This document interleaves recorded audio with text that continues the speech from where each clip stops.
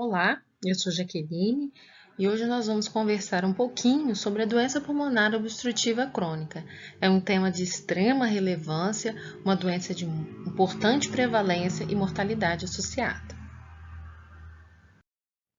Esses são os objetivos da nossa discussão, que nós vamos mitigar individualmente, e são definir a doença pulmonar obstrutiva crônica, descrever as características epidemiológicas, mitigar os principais sinais e sintomas, estadiar a doença ADPOC segundo o GOLD, que é um documento internacional, uma diretriz internacional sobre DPOC, listar os fatores etiológicos e fisiopatológicos, do mecanismo de doença, descrever a história natural da DPOC, identificar os exames complementares que são necessários para o diagnóstico e também para o manejo da doença.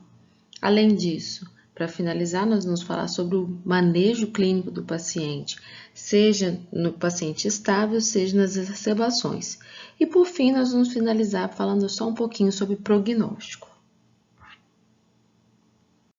Bem, acredita-se que no passado diferentes termos eram usados para descrever o que nós conhecemos hoje como a DPOC. Em 1679, um médico suíço, Théophile Bonnet, se referiu a pulmões volumosos. Já em 1769, o anatomista italiano Giovanni Morgani relatou 19 casos de pulmão túrgido. Em 1814, o médico britânico Charles Baden identificou a bronquite crônica como uma condição de saúde incapacitante. Ele foi a primeira pessoa a usar o termo catarro para descrever o muco excessivo produzido pela DPOC.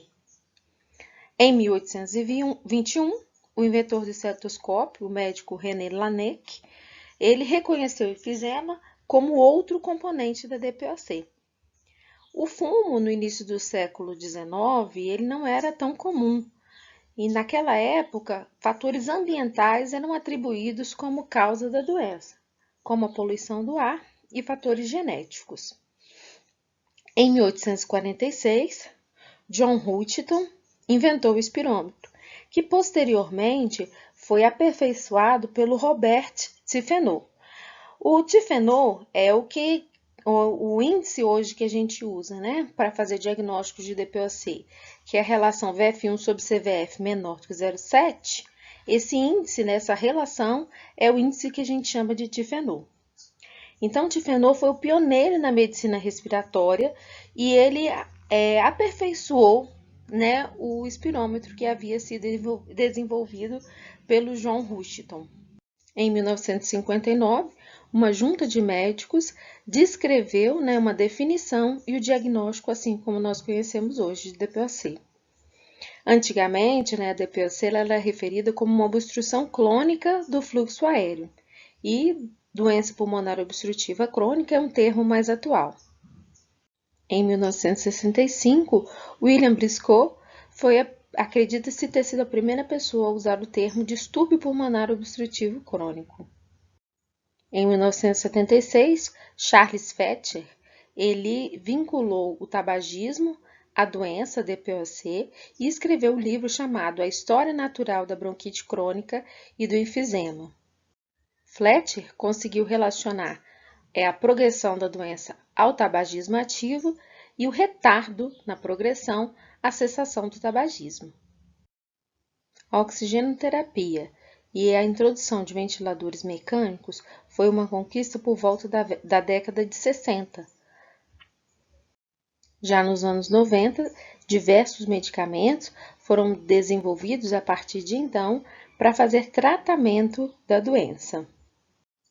Mitos como a suplementação de oxigênio, o uso de corticoide e a proibição de atividade física caíram por terra à medida que a história da doença evoluiu.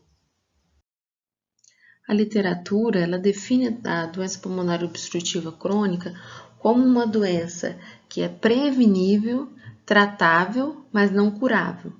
Ela é caracterizada por uma obstrução ao fluxo aéreo.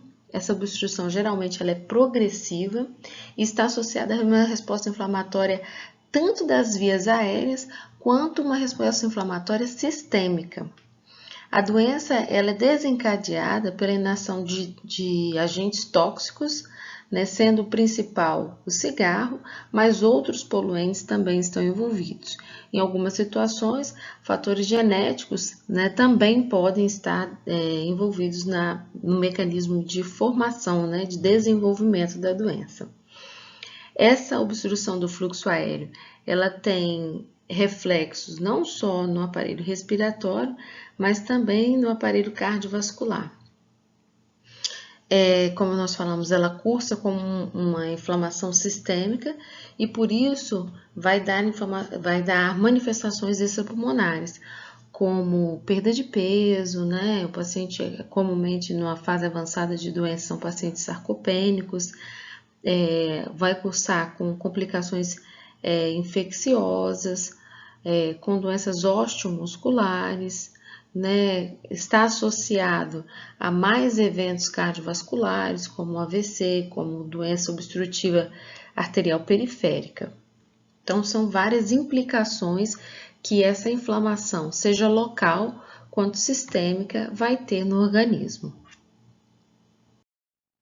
Anteriormente, essa doença ela era mais descrita, né, mais identificada em homens do que em mulheres, mas com o aumento do tabagismo feminino, a gente vem observando igualdade, né, em termos de incidência nos sexos, em alguns lugares até um momento um pouquinho superior no sexo feminino, e associado também à exposição à fumaça de biomassa, né, o uso do fogão a lenha, né, que culturalmente foi tão utilizado anteriormente por condições socioeconômicas mesmo de um país subdesenvolvido e hoje vem sendo abandonado. No Brasil, um estudo feito, né, na década passada, que foi o Platino, ele revelou uma prevalência de DPOC em torno de 15,8% na cidade de São Paulo. Estima-se que essa incidência e essa mortalidade ela vai aumentar progressivamente. E existe uma projeção que nos próximos 10 anos o total de mortes por DPOC deve aumentar em pelo menos 30%. Se não houverem medidas, né, urgentes e medidas que impeçam, né, a proliferação dos fatores de risco mesmo, né, principalmente o combate ao tabagismo, a DPOC tende a se tornar a terceira maior causa de morte no mundo. Esse gráfico, ele ilustra, né, as doenças respiratórias, a prevalência de doenças respiratórias, esse gráfico é de 2014, então estimava em torno de 32 milhões de pacientes com apneia obstrutiva do sono, 20 milhões de pacientes asmáticos e 3,8 de pacientes com DPOC. Então, dentro das doenças respiratórias, é a terceira doença mais comum. Esses dados são um pouco mais recentes, divulgados em 2018 pelo Ministério da Saúde, que mostra que quando comparados as causas de morte, as principais causas de morte no Brasil e no mundo, isso em frequência e taxa bruta, a gente observa que a DPOC ocupa o terceiro lugar em causas de morte no mundo, perdendo para acidentes cardiovasculares e doenças isquêmicas. Quando nós falamos de Brasil, ela ocupa a quinta posição, perdendo para as doenças também cardiovasculares, Alzheimer e outras doenças, infecções respiratórias baixas. Mostrando aí a importância dessa doença em termos epidemiológicos. Do ponto de vista econômico, o impacto da DPOC ele tem custos tanto diretos como custos indiretos, né? Os diretos com o diagnóstico, com os cuidados médicos e com os custos indiretos está relacionado ao absenteísmo ao trabalho, né? Morte prematura, gastos com cuidadores, né, seja profissionais de saúde ou próprios membros da família. Estima-se que entre 20% a 40% dos pacientes com DPOC se aposentam precocemente por conta da doença. Então, o impacto econômico da DPOC também é muito significativo. A etiologia, né, e a etiopatogenia da DPOC, ela vai depender da interação de fatores ambientais e fatores do próprio hospedeiro, né? Nem todos os pacientes que fumam são pacientes que vão desenvolver DPOC. Então, esses pacientes, além de fumar, eles têm que ter essa predisposição, eles têm que ter alterações genéticas, né, que condicionem o desenvolvimento da DPOC nesse organismo. Nós temos também uma outra causa de DPOC, nesse caso, por uma deficiência congênita da enzima alfa-1 antitripsina. Essa deficiência da alfa-1 antitripsina vai condicionar DPOC em pacientes jovens, pacientes antes dos 50 anos de idade, e sem uma carga tabágica tão expressiva. Nesses pacientes, a gente vai ver que eles vão apresentar uma apresentação radiológica um pouco diferente em relação ao enfisema, né, o tipo de enfisema e a predominância, né, da localização desse enfisema. Então, esses pacientes com DPOC são pacientes que vão evoluir com uma hiperresponsividade brônquica, são pacientes que vão ter bronquite crônica, né? Eles vão ter brônquios cronicamente inflamados e produtores de muco, e na fase mais final de doença, eles vão evoluir com enfisema, com destruição da arquitetura habitual do parênquima pulmonar, né? Com formação de um parênquima anômalo, né? Anormal, né? Alvéolos dilatados, né? Com uma hiperinsuflação pulmonar, né? Você tem um ar que não está frequentemente sendo lavado. Como nós dissemos anteriormente, o cigarro é o principal fator de risco para a DPOC e a patogênese da doença está fortemente ligada ao efeito da fumaça dos cigarros nos pulmões, tendo uma relação direta entre a carga tabágica e a gravidade da obstrução do fluxo aéreo. Nós dissemos anteriormente que não necessariamente todos os pacientes tabagistas vão desenvolver DPOC. Ao longo da vida, né, os pacientes não fumantes, né, pacientes normais, né, sem fator de risco, alguma exposição, eles vão envelhecer naturalmente os pulmões, eles vão ter uma queda lenta e contínua do VF1, que é o volume expiratório forçado no primeiro segundo. E isso se acentua, né, isso acontece, né, a partir dos 25 anos de idade. Nos pacientes fumantes que são suscetíveis aos efeitos do tabagismo, essa perda, né, é mais acelerada, né?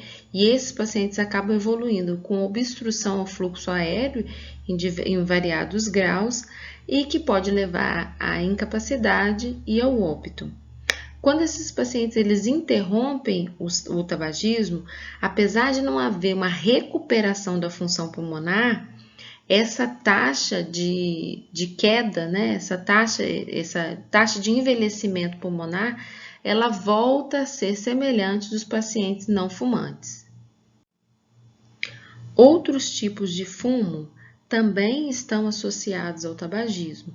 São eles o cachimbo, o narguilé, a maconha, a exposição passiva, né, a fumaça do cigarro, né, pacientes que são contactantes, né, domiciliares de pacientes que fumam dentro do domicílio, também são fatores de risco, além de poluentes ambientais. Os outros fatores, né, são fatores genéticos relacionados ao sexo, ao crescimento pulmonar e à maturação pulmonar, a condição socioeconômica e as infecções.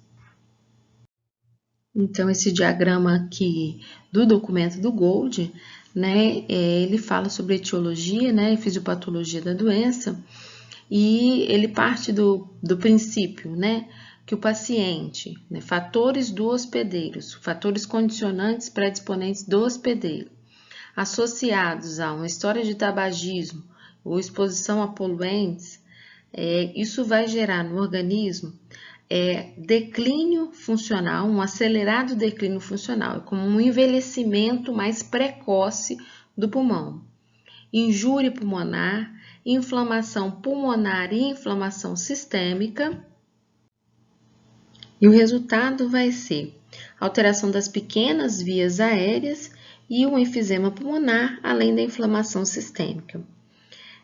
A partir daí, vai ocorrer uma limitação do fluxo aéreo, né? O paciente tem uma limitação do ar, né? Do fluxo de ar, e tem manifestações clínicas, né? Que são os sintomas, as exacerbações e as comorbidades associadas. Essa vai ser a apresentação clínica. E a apresentação espirométrica vai ser a limitação do fluxo aéreo. A inflamação gerada nas vias aéreas centrais e periféricas, reativa à inalação das partículas nocivas, ela vai levar a um acúmulo de células inflamatórias, né? Macrófagos, neutrófilos, linfócitos, principalmente os linfócitos CD8, que, quando ativados, essas substâncias vão liberar vários mediadores inflamatórios também, leucotrienos, interleucinas, factores de necrose tumoral. Esses mediadores, eles são capazes de lesar as estruturas pulmonares e manterem uma inflamação neutrofílica persistente, levando a um processo cíclico, né, de destruição e reparação, que mais na frente vai levar a um remodelamento desse parênquima pulmonar. Outros processos importantes também são o desbalanço entre as proteinases e antiproteinases e o estresse oxidativo. Nas vias aéreas periféricas, nas vias de menor calibre, que a gente chama de pequenas vias aéreas com calibre menor do que 2 milímetros, a gente observa que esses ciclos repetidos de lesão e de reparo vão levando a um remodelamento estrutural, maior deposição de colágeno, formação de tecido cicatricial e, além disso, um aumento de musculatura lisa, que vai reduzir o lumen, né, dessas vias aéreas por uma obstrução fixa. Esse processo de lesão, ele geralmente inicia-se nos lobos superiores e depois avança para o restante do pulmão. Em relação à vasculatura, os vasos pulmonares, a gente observa um espessamento da íntima, uma hipertrofia de musculatura, infiltração de células inflamatórias e colágeno na parede dos vasos, né, à medida que ocorre a evolução natural da doença. E ocorre também destruição de leito capilar pulmonar à medida que a doença avança, fazendo destruição de parênquima. Nós podemos resumir que os componentes, né, que vão contribuir para a formação de uma obstrução do fluxo aéreo são, então, o espessamento da parede brônquica, a fibrose peribronquiolar, o aumento da quantidade de muco intralumen, as alterações das pequenas vias aéreas, a perda de retração elástica do pulmão e a perda dos pontos de fixação das vias aéreas terminais aos alvéolos. Tudo isso ocorre um remodelamento, né? A gente vê que isso resulta num remodelamento pulmonar. Essas alterações, elas vão cursar com hipersecreção de muco e disfunção ciliar. E aí vai ser o motivo para o paciente ter tosse, ter expectoração e mais à frente dispneia também. Essa limitação do fluxo aéreo a gente vai avaliar através da espirometria, que é inclusive critério para diagnóstico da doença. Nos pacientes com quadros mais avançados, a redução da capacidade de troca gasosa com hipoxemia e posteriormente até hipercapnia por causa da obstrução das vias periféricas, da destruição do parênquima, das alterações vasculares. Por fim, isso, à medida que o paciente evolui com hipoxemia, ele pode evoluir também com hipertensão pulmonar, que é o corpo pulmonar crônico, né, que já é a fase final de doença.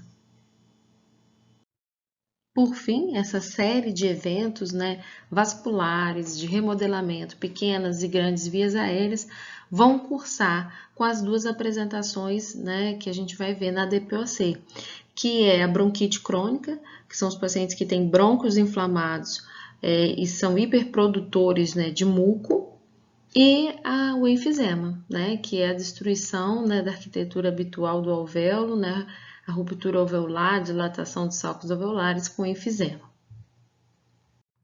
Alguns pacientes podem ser oligossintomáticos, né, principalmente nos pacientes que são sedentários, então como eles não esforçam, né, como eles não fazem nenhum tipo de prova de força, né, eles acabam se acomodando e não relatando dispneia. Ou ainda, né, alguns pacientes têm a negação de sintomas, né, nos tabagistas, né, que não têm a intenção da cessação do tabagismo, muitas vezes eles têm a negativa dos sintomas, principalmente em relação à tosse.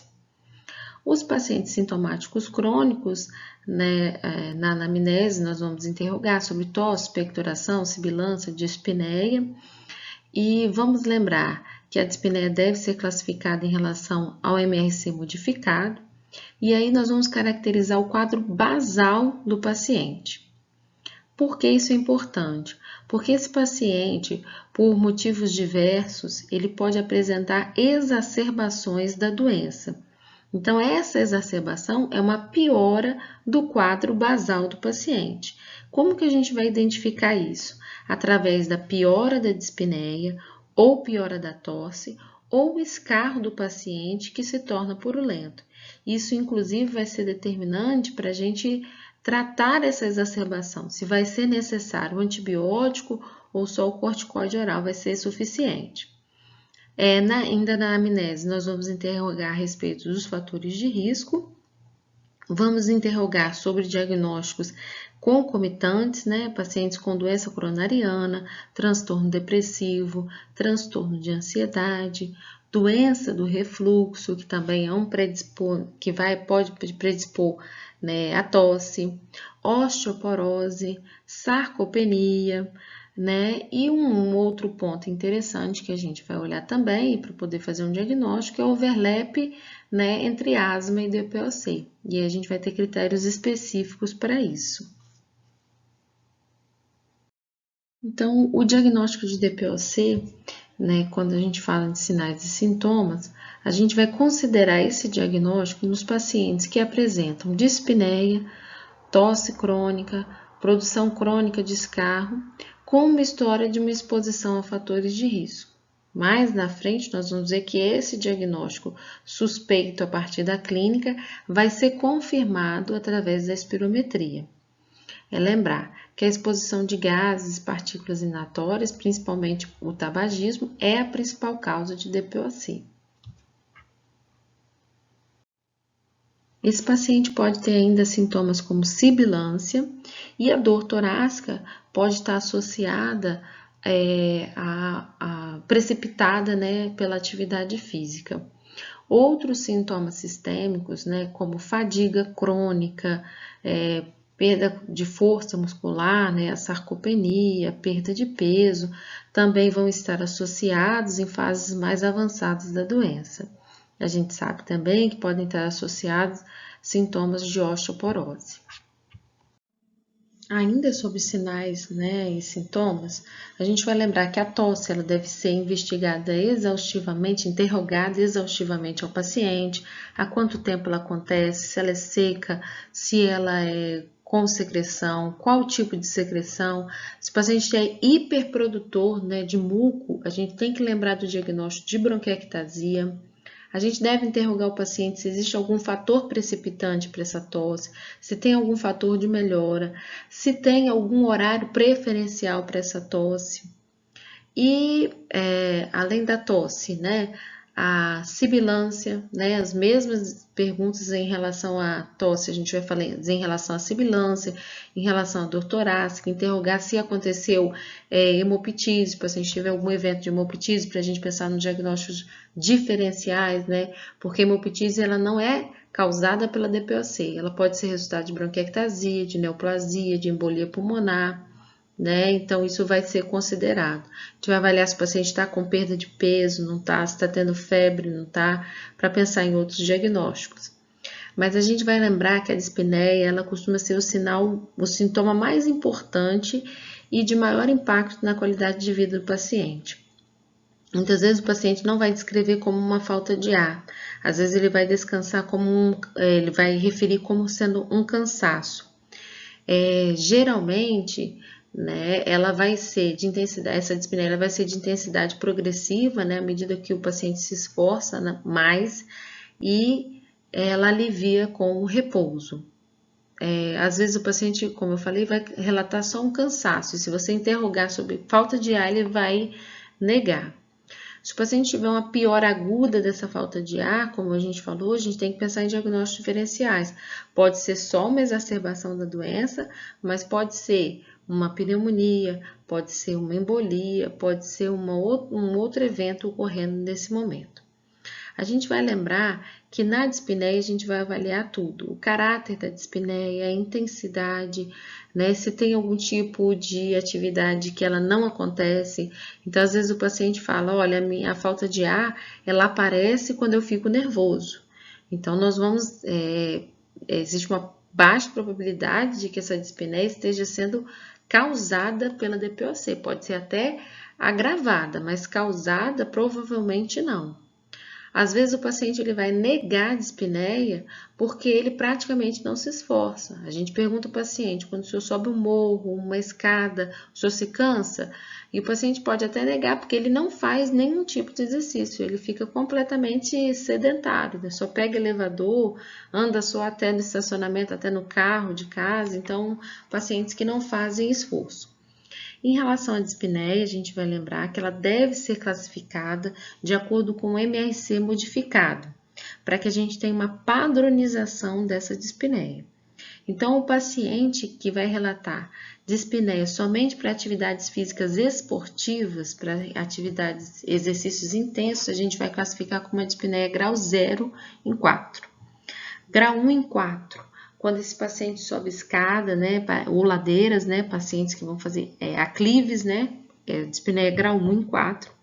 Grau 2 em 4, o paciente refere quando ele precisa andar no mesmo passo que alguém que tem mais ou menos a idade dele.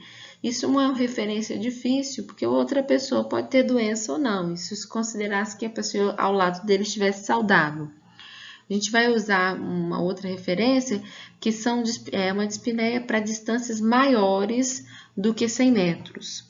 A dispneia grau 3 em 4 é uma dispneia para distâncias menores do que 100 metros, né? Caminhando no plano. E dispneia grau 4 em 4 é a dispneia que o paciente tem que o limita dentro do domicílio, uma dispneia que o impede de sair de casa, limita funcionalmente. Então, é o paciente que quando vai vestir roupa, quando ele vai tomar banho, quando ele vai se alimentar, ele tem dispneia. O diagnóstico de DPOC, portanto, ele vai ser suspeitado a partir de dados da história clínica, dos sinais e sintomas, da exposição e a partir também de achados do exame físico, como o aumento do diâmetro anteposterior do tórax, hipertimpanismo, redução do frêmito do tórax vocal e do murmúrio vesicular. Para pacientes em estágios mais avançados de doença, edema de membros inferiores, hepatomegalia, estágio jugular, hipoxemia no exame físico. Então, esses dados em conjunto vão nos dar um diagnóstico de suspeição, né? E que vai ser confirmado através da espirometria. O exame físico, então, ele pode ser um exame físico pobre ou, numa fase mais avançada de doença, um exame físico mais exuberante. Né? À medida que a doença progride, a gente encontra mais alterações.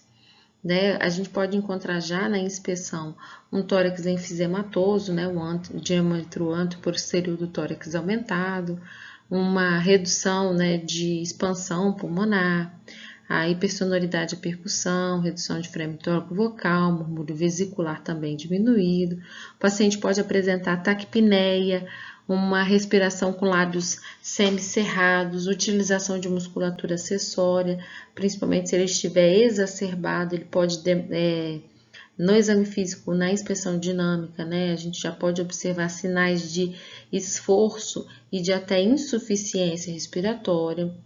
A gente pode encontrar nas bulhas cardíacas, bulhas normo ou hipofonéticas, mas se o paciente já estiver evoluindo com hipertensão pulmonar, a gente pode auscultar hiperfonese de P2, a gente pode encontrar turgência de jugular, hepatomegalia, edemas de membros inferiores. A avaliação da qualidade de vida na DPOC, ela pode ser feita através do questionário CAT, né, que inclusive vai nos apoiar posteriormente, quando a gente for falar de tratamento, ela também vai ser decisiva na nossa definição de tratamento do paciente. Através desse questionário, o paciente ele vai quantificar o quanto que aquele sintoma impacta na sua qualidade de vida.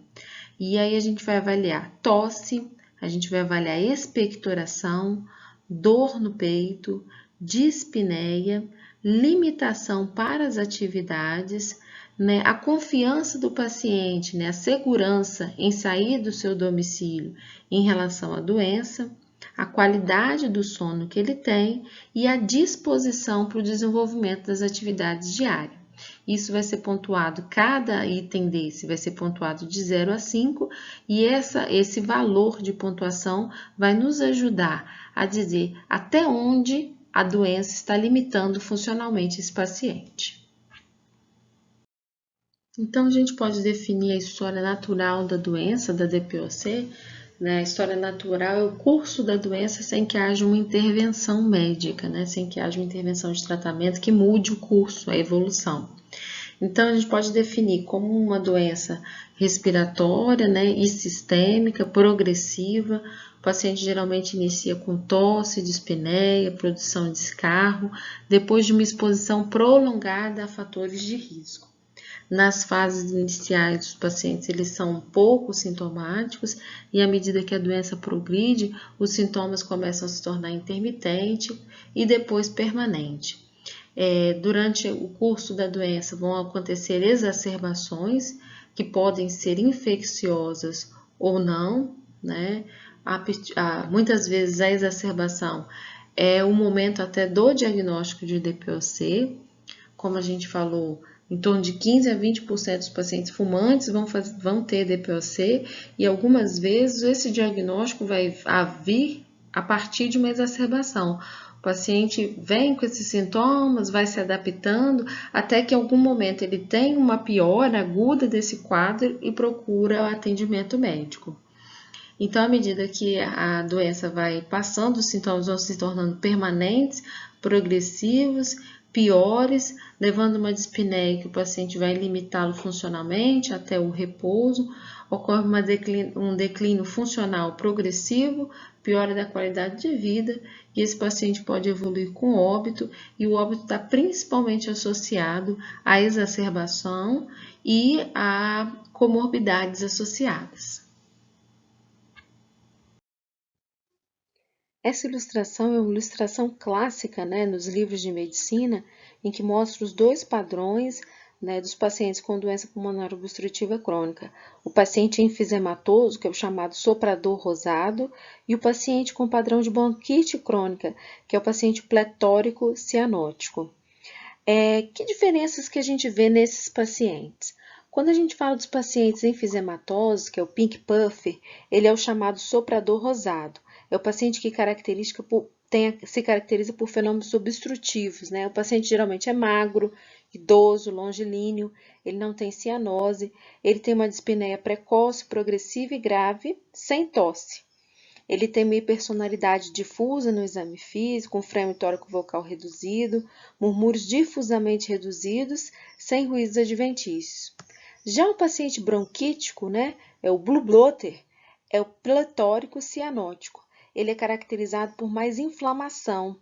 Geralmente são pacientes brevilíneos, com tendência a ganhar peso, cianose está presente, é o paciente que tem uma dispneia discreta e intermitente, caracteriza-se por uma tosse produtiva. Já no exame físico, ele tem uma percussão normal, e na ausculta, ele tem uma redução de murmúrio vesicular com roncos e sibilos, predominantemente expiratórios. O diagnóstico da DPOC, então, ele vai ser suspeitado a partir dos sintomas clínicos que nós já descrevemos, a partir da história de exposição do paciente e vai ser confirmado agora pela espirometria.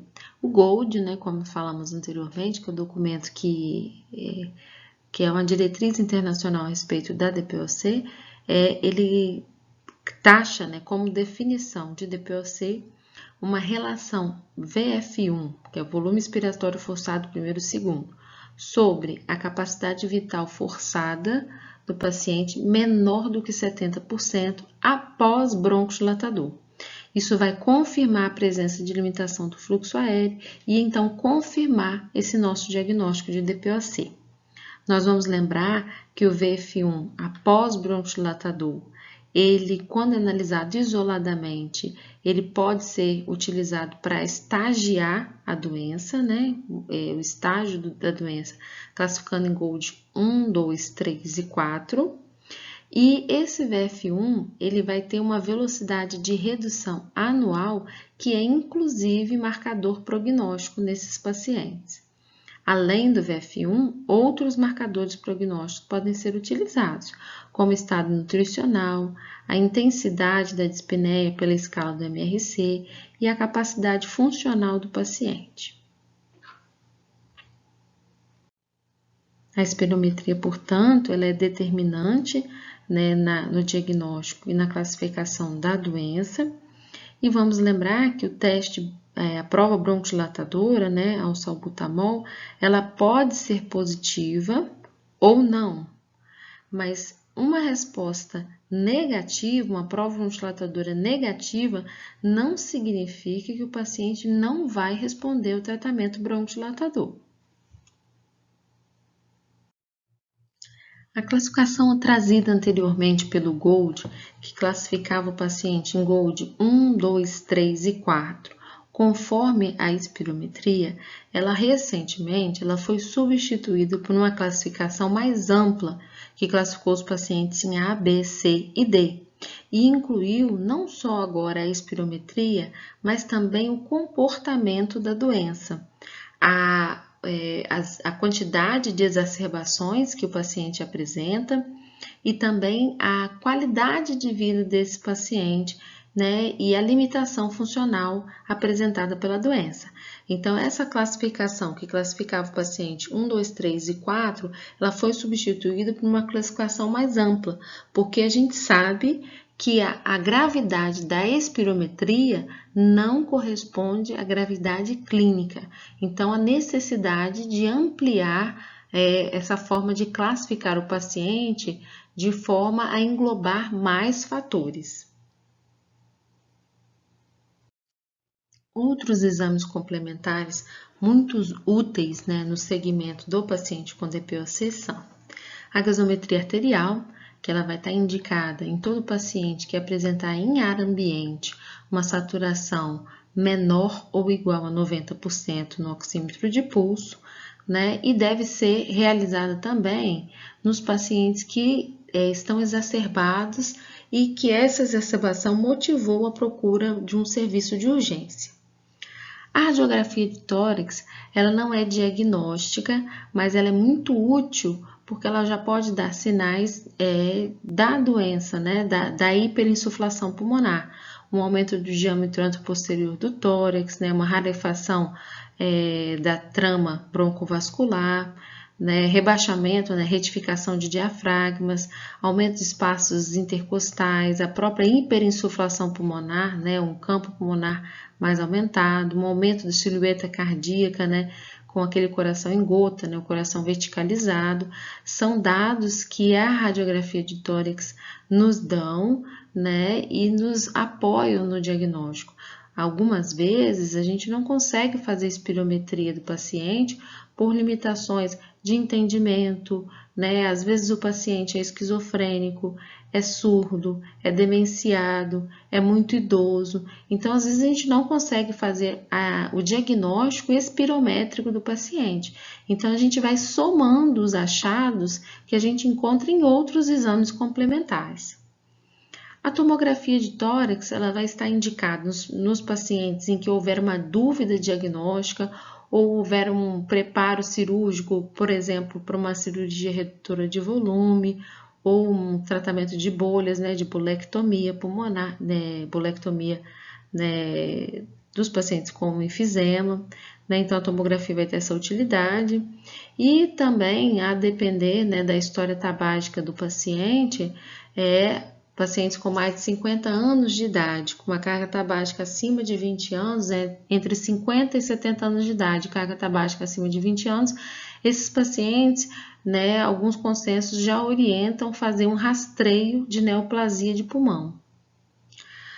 A dosagem de alfa-1 antitripsina, ela vai estar recomendada nos pacientes que evoluírem com enfisema pulmonar antes dos 45 anos de idade, quando não houver um fator de risco conhecido para DPOC. Ou quando a gente tiver um enfisema, né, que tem um predomínio basal, né, associado ou não a bronquiectasias. Nesse caso, né, a deficiência de alfa-1 antitripsina costuma ter uma história familiar. A determinação da CPT, que é a capacidade pulmonar total, e da difusão de monóxido de carbono não são exames facilmente acessíveis, né? São exames que a gente tem uma certa dificuldade de acessibilidade e de custo. A vantagem da gente fazer uma determinação da capacidade pulmonar total através do método de pletismografia é que ela consegue identificar para a gente o volume residual desse paciente, né? Se esse paciente tem um volume residual aumentado, né? E confirma o diagnóstico de hiperinsuflação pulmonar, né? De volume residual aumentado.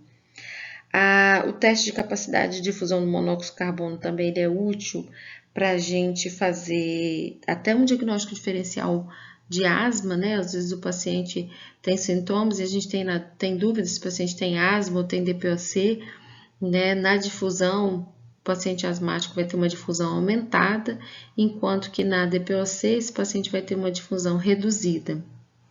Outros exames, como o eletrocardiograma e o ecocardiograma, eles vão ser indicados nos pacientes que têm uma suspeita de hipertensão pulmonar associada, como uma complicação já de doença pulmonar obstrutiva crônica em fase avançada, né? Ou ainda, às vezes, para fazer diagnóstico diferencial também de doença cardíaca isquêmica, né? Fazer diagnóstico diferencial. Então, também são úteis. Outros exames complementares muito úteis, né, no segmento do paciente com DPOC são a gasometria arterial, que ela vai estar indicada em todo paciente que apresentar em ar ambiente uma saturação menor ou igual a 90% no oxímetro de pulso, né, e deve ser realizada também nos pacientes que estão exacerbados e que essa exacerbação motivou a procura de um serviço de urgência. A radiografia de tórax, ela não é diagnóstica, mas ela é muito útil porque ela já pode dar sinais da doença, né, da hiperinsuflação pulmonar, um aumento do diâmetro anteroposterior do tórax, né, uma rarefação da trama broncovascular, né, rebaixamento, né, retificação de diafragmas, aumento de espaços intercostais, a própria hiperinsuflação pulmonar, né, um campo pulmonar mais aumentado, um aumento de silhueta cardíaca, né, com aquele coração em gota, né, o coração verticalizado, são dados que a radiografia de tórax nos dão, né, e nos apoiam no diagnóstico. Algumas vezes a gente não consegue fazer espirometria do paciente por limitações de entendimento, né? Às vezes o paciente é esquizofrênico, é surdo, é demenciado, é muito idoso. Então, às vezes a gente não consegue fazer o diagnóstico espirométrico do paciente. Então, a gente vai somando os achados que a gente encontra em outros exames complementares. A tomografia de tórax ela vai estar indicada nos pacientes em que houver uma dúvida diagnóstica ou houver um preparo cirúrgico, por exemplo, para uma cirurgia redutora de volume ou um tratamento de bolhas, né, de bolectomia pulmonar, né, bolectomia, né, dos pacientes com enfisema, né, então a tomografia vai ter essa utilidade. E também, a depender, né, da história tabágica do paciente, pacientes com mais de 50 anos de idade, com uma carga tabágica acima de 20 anos, entre 50 e 70 anos de idade, carga tabágica acima de 20 anos, esses pacientes, né, alguns consensos já orientam fazer um rastreio de neoplasia de pulmão. A dosagem de alfa-1 antitripsina, ela vai estar recomendada nos pacientes que evoluírem com enfisema pulmonar antes dos 45 anos de idade, quando não houver um fator de risco conhecido para DPOC. ou quando a gente tiver um enfisema, né, que tem um predomínio basal, né, associado ou não a bronquiectasias.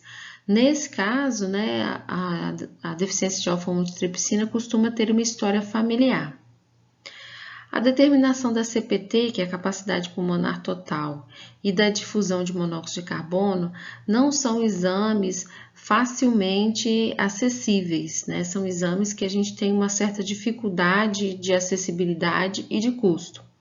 A vantagem da gente fazer uma determinação da capacidade pulmonar total através do método de pletismografia é que ela consegue identificar para a gente o volume residual desse paciente, né? Se esse paciente tem um volume residual aumentado, né?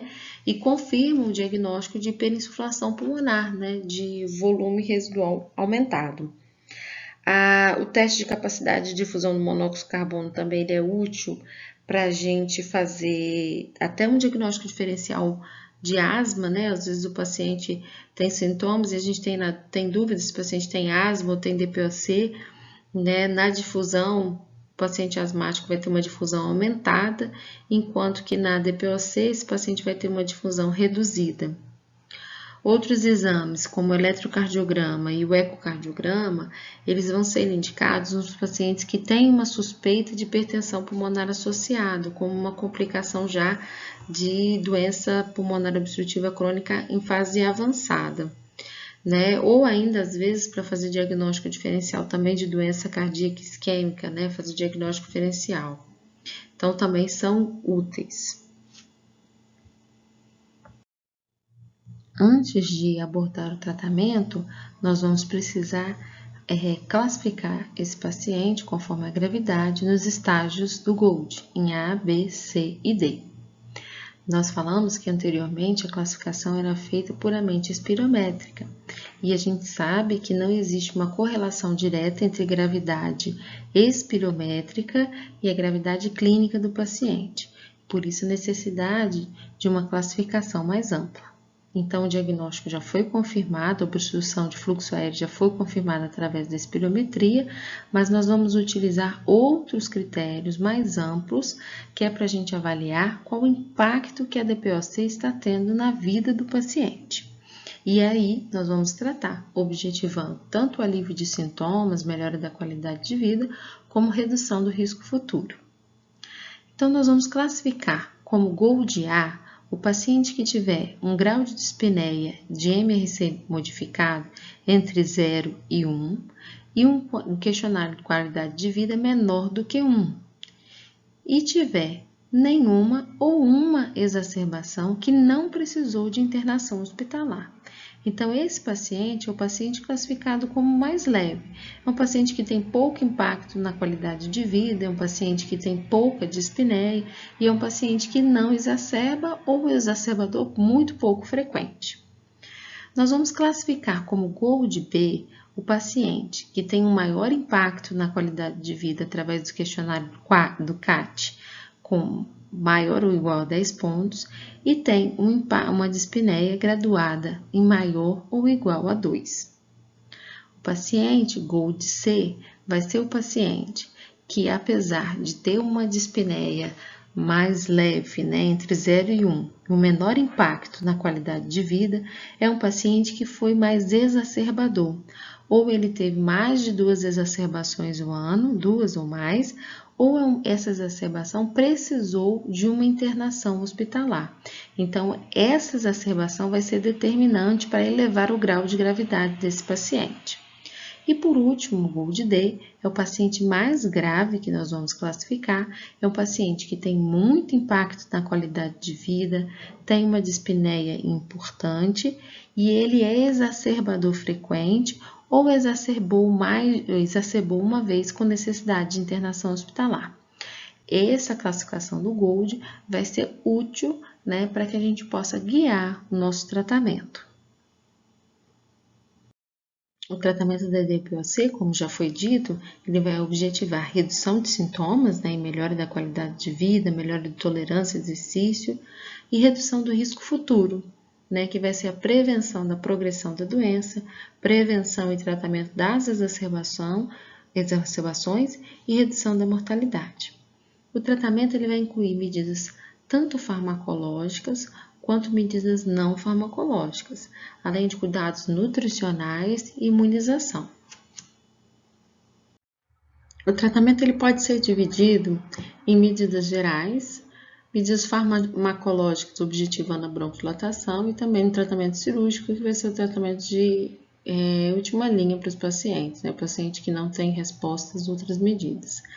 Dentro das medidas gerais, principal é a cessação do tabagismo, evitar poluição ambiental e exposição ocupacional, né? Tirar o fator gerador de doença.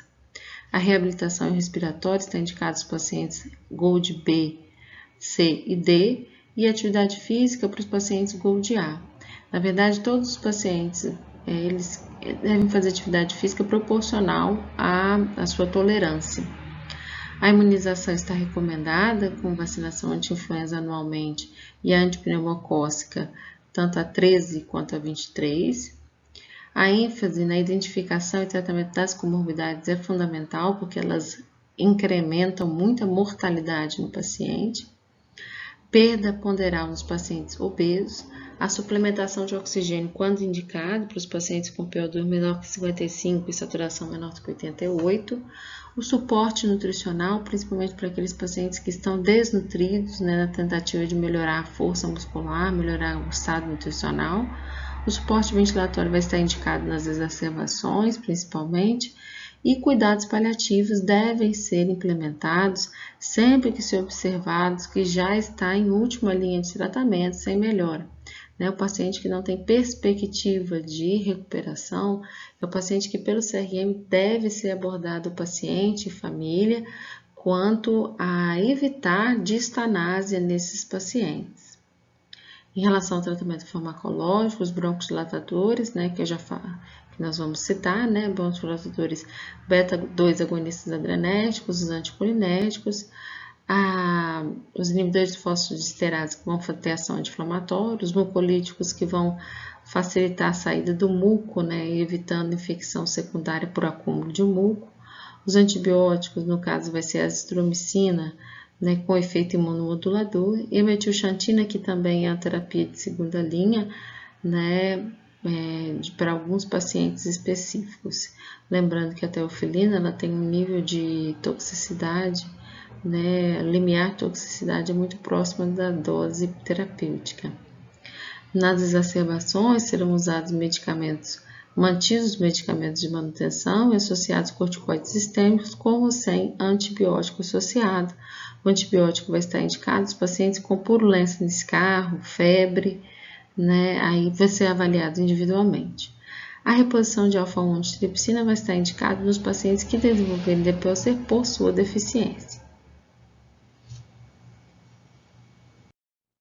O tratamento da DPOC vai ser basicamente um tratamento broncodilatador, primordialmente o tratamento broncodilatador. Isso se vai dar através de drogas beta-2 agonistas adrenérgicos, seja de curta ou de longa duração, drogas anticolinérgicas ou antimuscarínicas de curta e de longa duração, podendo estar associadas, inclusive no mesmo dispositivo. Vamos ter também corticoides inalatórios, para o tratamento num grupo específico de pacientes, além das drogas que são inibidores da fosfodiesterase 4, que também vão fazer uma ação anti-inflamatória. Essas drogas em conjunto vão propiciar um tratamento farmacológico a depender da classificação do estágio de doença desse paciente. Nós vamos lembrar então que o tratamento primordial, a base, o pilar do tratamento da DPOC é através de dispositivos inalatórios. Existe uma crença muito antiga em relação aos dispositivos inalatórios, de que eles teriam diversos efeitos colaterais. Não se nega que realmente existem efeitos colaterais, mas são drogas com baixo potencial de efeitos adversos muito negativos, São drogas cujo benefício suplanta em muito os riscos potenciais associados a seu uso. Então, são drogas muito seguras, né? São doses muito baixas de medicação, com uma absorção sistêmica muito baixa, então são drogas seguras e eficazes.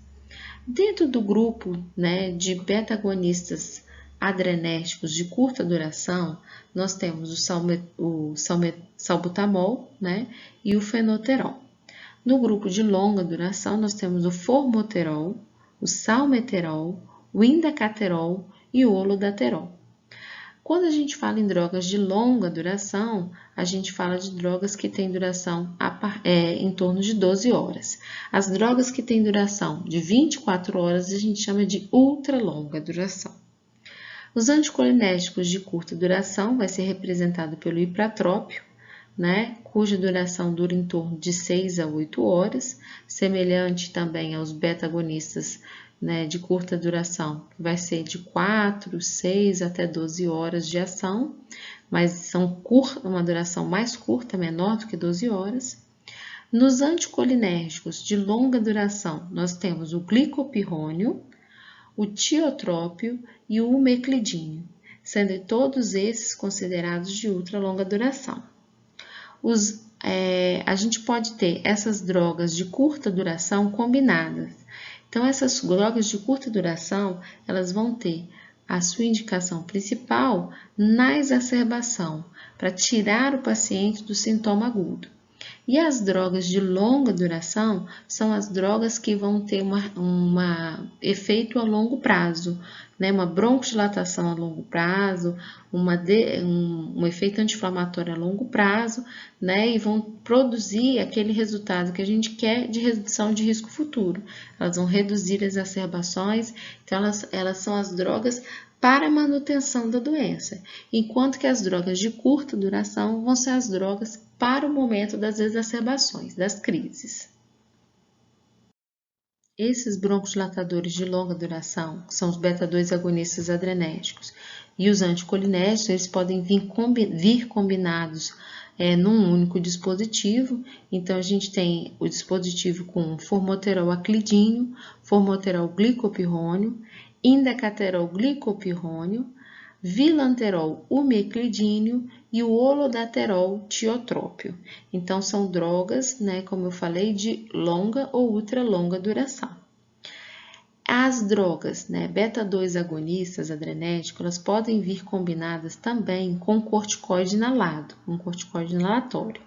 Então, a gente vai ter as combinações de formoterol becometasona, formoterol budesonida, formoterol mometasona, salmeterol futicasona e o vilanterol futicasona, também de longa ou ultralonga duração. Os inibidores da fosfoesiterase 4 são drogas que a gente usa numa fase avançada de doença, lá no GULD-D, para os pacientes que são exacerbadores, né? E é um comprimido ingerido via oral, né? Diferente dos outros que são dispositivos inalatórios, é ingerido uma vez ao dia. Como efeito colateral frequente, a gente observa muito a diarreia. Os macrolídeos, né, os antibióticos, né, a azitromicina, ela foi estudada e ela está indicada para um grupo específico de pacientes, né, que são os exacerbadores crônicos, né, exacerbadores frequentes. Esses exacerbadores, eles vão ter alguns cuidados específicos antes de usar a medicação, como a coleta, né, de escarro, né, para avaliar micobacteriose e também uma avaliação cardíaca, né, uma cardiológica para esse paciente. A acetilcisteína, que é um mucolítico, ela também pode ser usada no tratamento da DPOC, com o objetivo de fluidificar a secreção e tornar um ambiente menos propício a exacerbações infecciosas da doença. Quando se trata de dispositivos inalatórios, eles não devem ser meramente prescritos.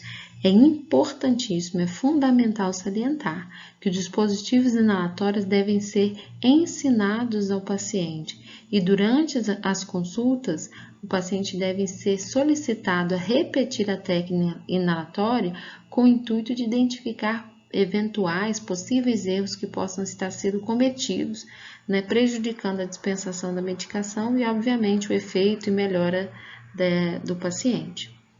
Em relação aos dispositivos inalatórios, eu também vou ressaltar que nós já temos no Brasil, né, formulações em que a gente tem a tripla combinação. A gente tem beta-2 agonistas adrenérgicos de longa duração, associados a antimuscarínicos, a anticolinérgicos de longa duração e associados a corticoides inalados num único dispositivo. Então, o tratamento inicial da DPOC, ele vai ser recomendado conforme o estágio do paciente. Pacientes no estágio A, que são pacientes que têm dispneia 0 ou 1, um baixo impacto na qualidade de vida, um CAT com uma pontuação menor do que 10, não tiveram nenhuma exacerbação ou tiveram exacerbação moderada que não precisou de internação no último ano, são pacientes classificados no grupo A e iniciado tratamento com terapia bronquidilatadora. No grupo B, são pacientes com CAT maior do que 10, MRC modificado, dispneia maior ou igual a 2. Nesses pacientes, serão utilizados bronquidilatadores de longa duração, seja agonista adrenérgico, seja anticolinérgico.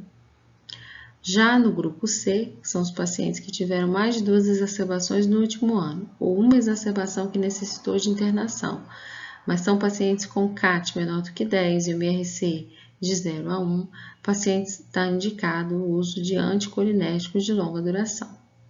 Pacientes do grupo D, que são os pacientes mais graves, são pacientes muito sintomáticos, com CAT maior ou igual a 10, MRC modificado maior ou igual a 2, com 2 exacerbações moderadas ou uma que levou à necessidade de internação.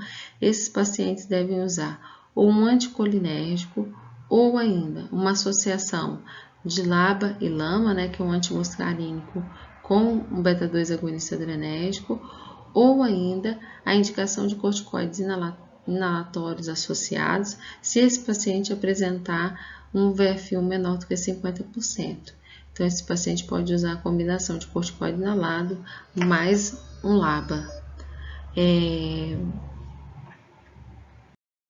Só pontuar aqui que especificamente no grupo D, nos pacientes que têm uma eosinofilia maior do que 300, a gente pode considerar a associação de corticoide inalado com LABA.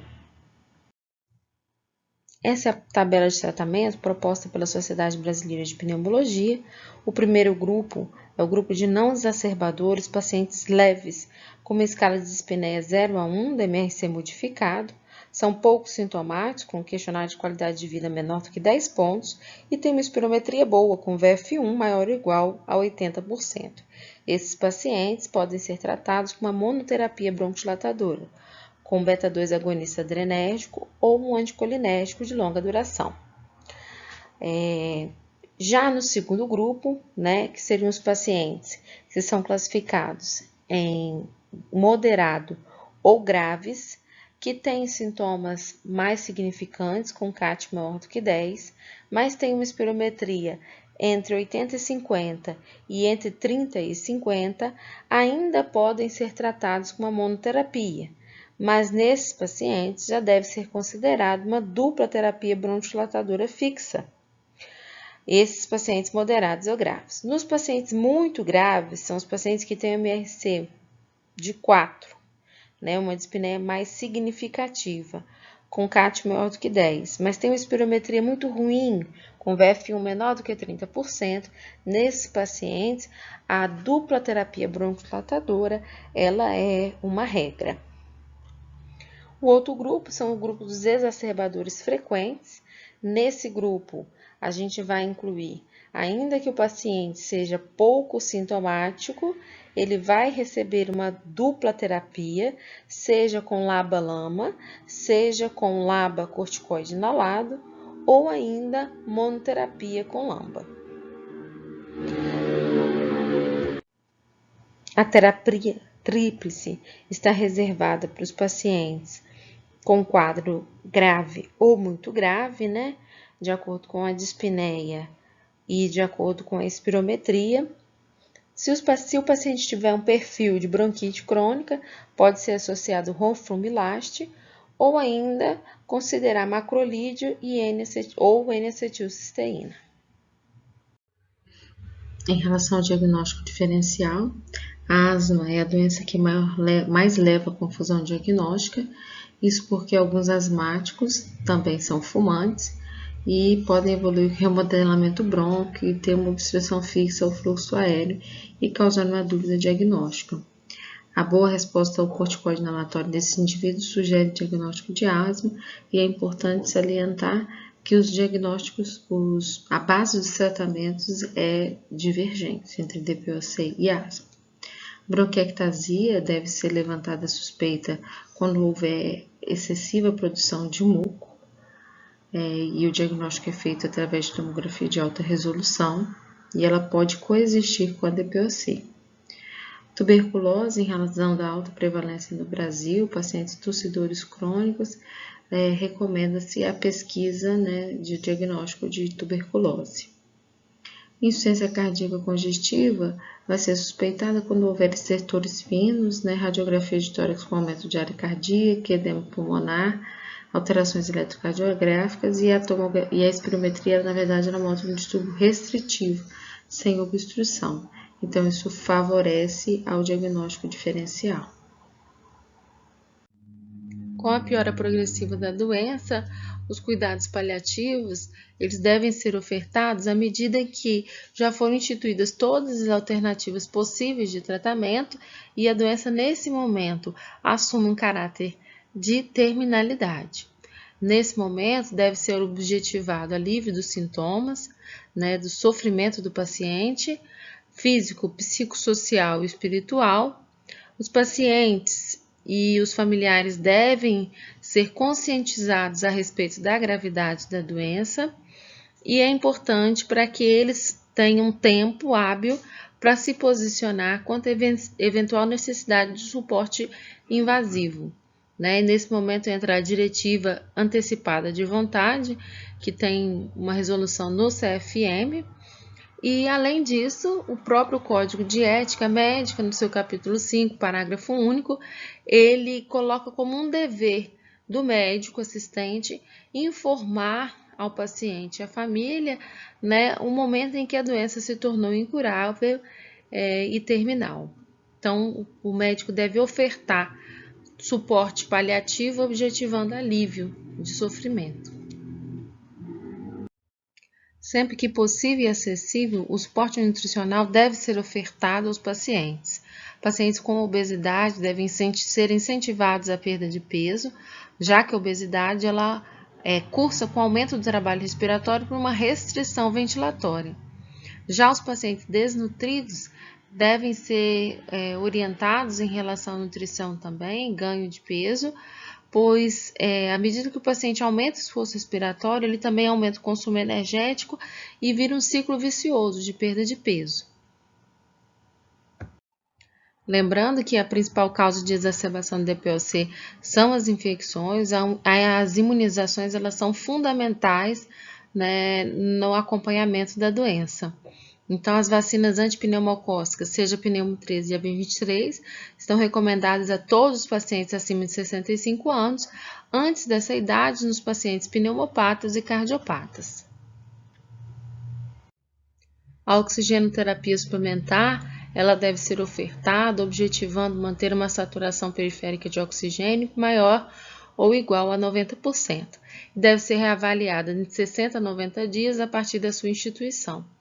Quais são os pacientes que vão ser indicados nesse processo de tratamento? Pacientes que têm uma relação PaO2 menor do que 55 e uma saturação menor do que 88 na gasometria, ou ainda pacientes que têm uma PaO2 entre 55 e 60, mas já têm sinais de insuficiência cardíaca direita ou policitemia. As exacerbações são principalmente precipitadas por infecções virais, mas também podem ser causadas por infecções bacterianas ou ainda alterações do próprio ambiente, fatores ambientais, como poluição, mudanças de temperatura, também podem desencadear e amplificar esses eventos. O principal vírus associado a essas exacerbações é o rinovírus, é o mais comum, mais frequente. E, por sua vez, as exacerbações estão diretamente relacionadas à necessidade de internação e maior mortalidade nesse grupo de pacientes. As exacerbações elas podem cursar com aumento do volume de secreção, bem como essa secreção também pode se tornar purulenta. Em geral, os sintomas durante uma exacerbação vão durar entre 7 e 10 dias, mas alguns pacientes podem prolongar esses sintomas e ter uma dificuldade para retorno no seu nível basal. Em até 8 semanas, 20% dos pacientes podem não ter retornado ainda para o seu estado basal, pré-exacerbação. Alguns pacientes parecem ser mais suscetíveis às exacerbações, por isso são chamados de exacerbadores frequentes. Isso quando eles têm 2 ou mais exacerbações ao ano. Esses pacientes, significativamente, têm uma maior morbidade. Então, é importante salientar, que o principal preditor, nesses pacientes, prognóstico, é a presença de exacerbações. Quanto mais exacerbações o paciente tem, maior o risco futuro desse paciente. Quanto à gravidade, as exacerbações podem ser classificadas em leve, moderadas ou graves. Leve vai ser aquela exacerbação que vai ser tratada apenas com ajuste de bronquodilatador de curta duração. Uma exacerbação moderada vai precisar, além do bronquodilatador de curta, do uso de antibióticos e ou uso de corticoides. Exacerbações graves são aquelas que precisam de uma procura por atendimento de saúde, de urgência, ou ainda precisam de uma exacerbação. Obviamente, essas exacerbações graves, elas estão associadas à chance, de desenvolvimento de insuficiência respiratória aguda. Em relação ao tratamento das exacerbações, o objetivo é minimizar o impacto da exacerbação atual e prevenir outros eventos. Os beta-2 agonistas inalados de curta duração, com ou sem anticolinérgicos, eles são a opção inicial para tratamento da exacerbação. E é importante que esse paciente, antes da alta hospitalar, seja instituído um tratamento de manutenção. Os corticoides, eles melhoram tanto o VF1 quanto a oxigenação, aumentam a rapidez, a velocidade da recuperação e reduzem o tempo de internação. Eles devem ser usados de 5 a 7 dias. Já os antibióticos, quando indicados, eles também podem cortar o tempo de recuperação, reduzir o risco de recaída precoce, tratamento de falha e duração de hospitalização, e deve ser feita também de 5 a 7 dias. As xantinas não são recomendadas pelo seu perfil de toxicidade e, quando necessário suporte ventilatório, a ventilação não invasiva é a primeira opção, para os pacientes com insuficiência respiratória aguda sem contraindicação absoluta para esse modo ventilatório. Ela melhora a troca gasosa, diminui o trabalho respiratório, necessidade de intubação, reduz o tempo de hospitalização e melhora a sobrevida. Então, depois de entender a importância que as exacerbações têm na história natural da doença, que intervenções poderiam reduzir a frequência dessas exacerbações? Então, quais intervenções são essas? O uso de bronquodilatadores, seja de curta ou longa duração. Então, os anticolinérgicos de curta e de longa duração e os agonistas adrenérgicos, de curta e de longa duração. Os corticoides, corticoides inalados, em associação ou com LABA ou com LAMA, como o uso anti-inflamatório roflumilast, que é o inibidor da fosfodiesterase 4, reservado aos pacientes mais graves, as vacinas, a imunização, as vacinas, e o uso de macrolídeos, no caso, azitromicina, a longo prazo, até 1 ano, com o objetivo também de reduzir as exacerbações. A gente pode usar também mucolíticos, como a N-acetilcisteína e a carbocisteína, e outros, que estão relacionados diretamente. Principal é a cessação do tabagismo, a reabilitação e a cirurgia redutora de volume pulmonar e ainda a suplementação de vitamina D. A suplementação de vitamina D ela deve ser avaliada em todos os pacientes que tiveram uma exacerbação que precisaram de uma internação. Alguns diagnósticos diferenciais devem ser pensados numa exacerbação de DPOC. São eles: pneumonia, para isso deve ser feita uma radiografia de tórax, proteína C reativa ou procalcitonina como marcador inflamatório. Pneumotórax, raio-x de tórax ou ultrassom do tórax podem fazer esse diagnóstico diferencial, assim como de derrame pleural. Já para embolia pulmonar, são interessantes dímero D, um Doppler de membros inferiores e uma estomografia arterial. Em relação à insuficiência cardíaca, o edema pulmonar cardiogênico, um eletrocardiograma ou um ecocardiograma, os dois, e enzimas marcadoras de necrose miocárdica. Em relação a arritmias cardíacas, seja FA, seja flutter, um eletrocardiograma vai permitir esse diagnóstico.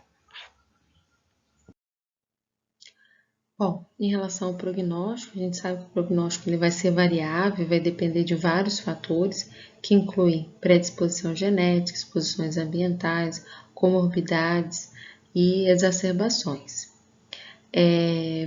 Um dos índices que a gente utiliza para avaliar predição de sobrevida é o índice de Bold, que a gente vai falar um pouquinho mais abaixo. Um dos critérios prognósticos utilizados é o volume expiratório forçado do primeiro e segundo, o VF1.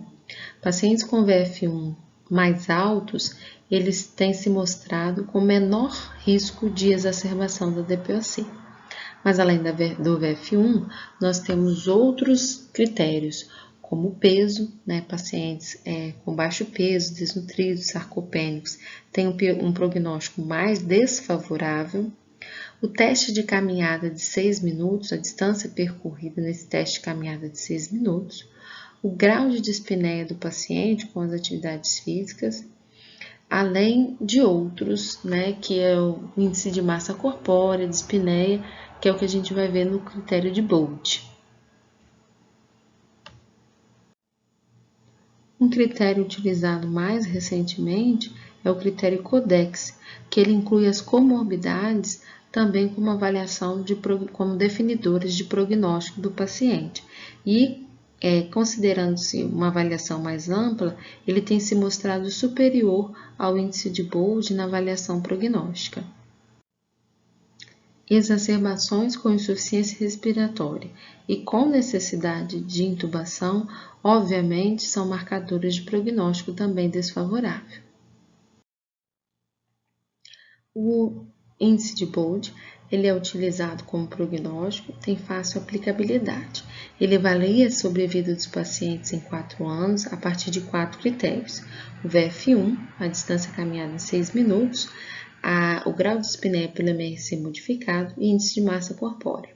Bold é uma regra, uma combinação mnemônica, B de Body Index, de índice de massa corpórea, O de obstrução, que é o grau de obstrução do paciente, que vai ser o VF1, o D é o grau de dispneia do paciente, avaliado pelo MRC, e o E é a capacidade de exercício do paciente, avaliada através do teste de caminhada de 6 minutos. Então, quanto pior o desempenho do paciente nesses critérios, maior a sua pontuação. O paciente que pontua entre 0 a 2 pontos tem uma probabilidade de estar vivo em 4 anos de 80%. Pacientes que pontuam entre 3 e 4 têm uma probabilidade de 67% de estarem vivos em 4 anos. Pontuação de 5 a 6, 57%. Já os pacientes que pontuam entre 7 a 10 pontos têm menos de 20% de sobrevida em 4 anos. O índice de Codex ele é superior ao de Bold para avaliar sobrevida e avalia sobrevida em 3 meses e 1 ano pós deshospitalização, e ele leva em consideração as comorbidades, isso por uma escala específica que é a escala de Charlson. Nessa escala, além da pontuação da comorbidade especificamente, é acrescentado um ponto a cada década a partir dos 50 anos de idade. depender da gravidade.